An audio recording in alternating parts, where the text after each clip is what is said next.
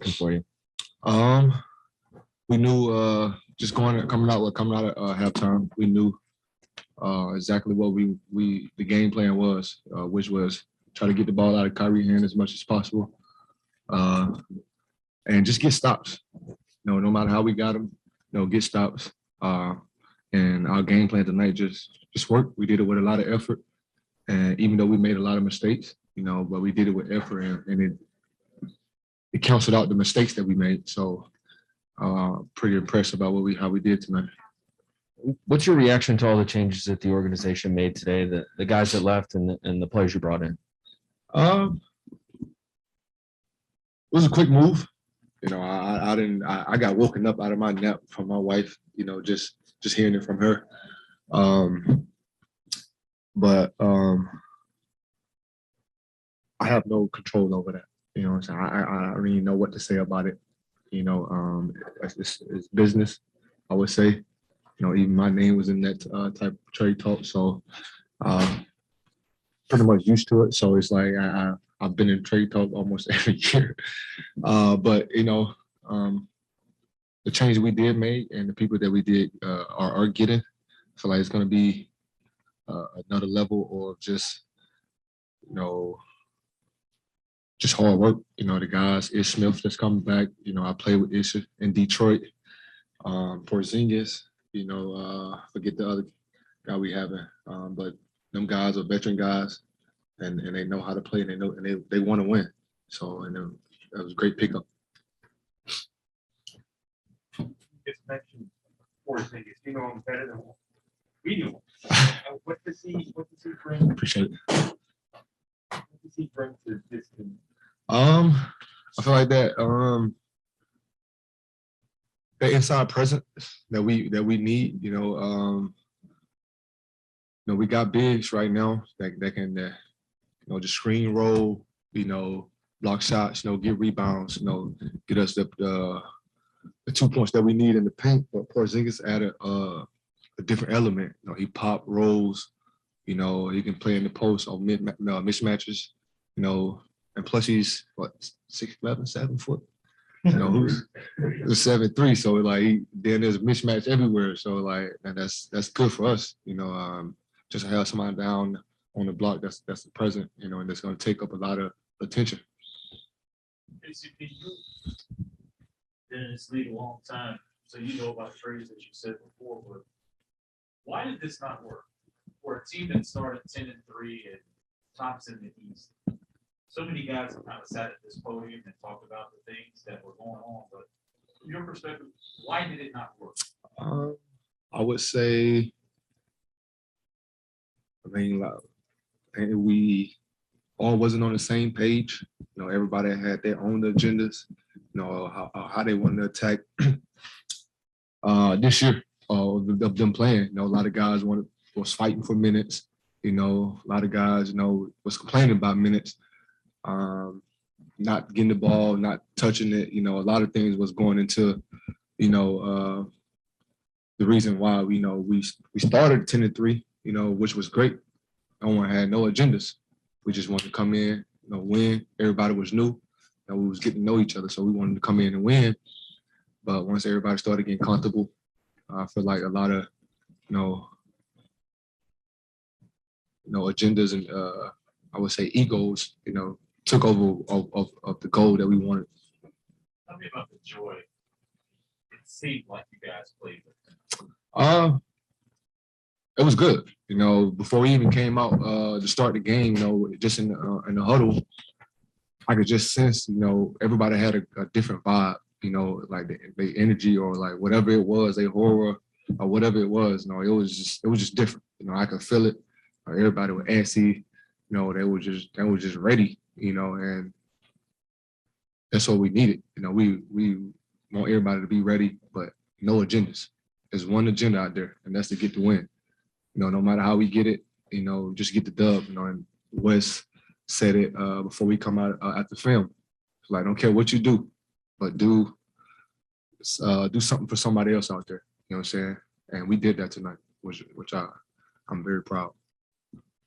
Obviously, the group will be different moving forward, but can you take what you guys did tonight, playing as a team, all the things that you just said, can you build off that and use that going forward? Yeah, that's what we want to build off of. You know, the energy we had tonight, just the togetherness that we had, playing for each other, no matter what it was, being positive, like when people do mess up, not so much negative. Also, West said, Coach West said, it's not what you say, it's how you say it. Be positive with your teammates, uplift them, so don't bring them down. And I feel like that's going to be a big key, to keeping this consistent and going. Like, just keep everybody uplifted, even when somebody's having a bad game. Just keep them going. We got to continue to do that. Stay within each other.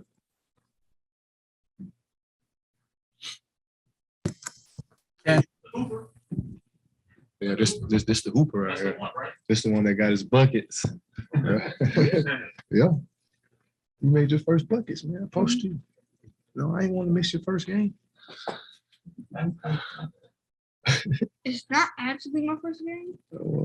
First game for Daddy. Mm-hmm.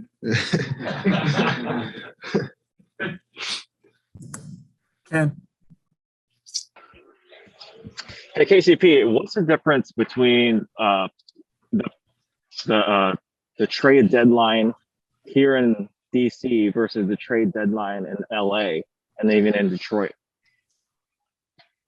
I don't think it was any different. For me, it wasn't any different. I didn't hear my name in any trade talks in Detroit. They just traded me. They withdraw my qualifying offer. LA, I feel like it was every year. I was in a trade talk, even though it probably wasn't going to happen, but it was there. Some of it affected me because, I kept going through it. But eventually I kind of like just, had people around me, to keep me sane, my family pretty much, take my mind off the trade talks. And me just not really worried about it. If it happens, it happens. You know what I'm saying? I just take it as this business, and business will always happen. So, but it's been, for me, it just, it's normal. Things happen. Yeah, you had the same trade path as Kuz, and he had a triple double today. Did you feel that same release of like, tenseness, of stress in Kuz's game today? Yeah, that's why, like, when I said it earlier, before we came out and run on the court, the vibe was just different from everybody. Even just walking into the locker room before the game, smiles, everybody just up, jolly,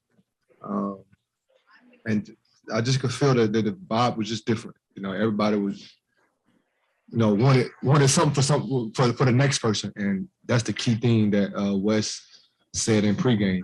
Do something for somebody else, and I think everybody out tonight, wanted to do something for the next person.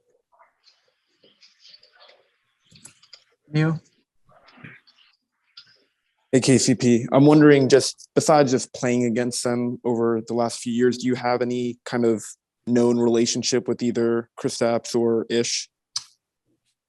Ish, yeah, Ish pretty good, close friend. Playing with him, playing against him, we always been close. Porzingis, I know him. We speak, casually when we do play against each other. But that's about it with Porzingis. But love it. I love that he's coming here. Get to know him a little more on and off the court. So I feel like it's gonna be good. And I don't think we've had a chance to talk to you since Brad had the unfortunate news that he would have to undergo surgery. I guess, what were your initial thoughts on that, and have you been able to reach out to him since he's been able to get the surgery? I haven't talked to him since he's had the surgery. I figured he would be either asleep or, unconscious. So I haven't talked to him, but talked to him before he had the surgery. I didn't really know it was going to happen that quick. But we, decision that he made, I'm just going to be there to support him. Thanks, KCP. Thank you. All right, we got one guest question here for Kenzo. Oh, hi, Enzo. You look so nice up there. I have a question for you. Okay. You know what that is? I just want to ask you, would you be able to make those crunch time free throws that Daddy made tonight to seal the deal on the win tonight? Do you think you're capable of doing that? Maybe. No, there's no maybe. Yes. Yes. Tell mommy yes. You know that's mommy, right? You know. You don't know your mama's voice? Yeah, that's mommy asked you that question. Do you But, think you could do that, Kenzo? His answer was yes. You know, he's clutch, you know, just like his daddy. He said he's ready. He's just a little shy. You know, his first time in front of the camera. I'm not shy. Oh, well, then I'm sorry. I'm sorry. Say it with your chest, baby. You could do it. Thank y'all. Thank y'all. Come on. I know. Appreciate it.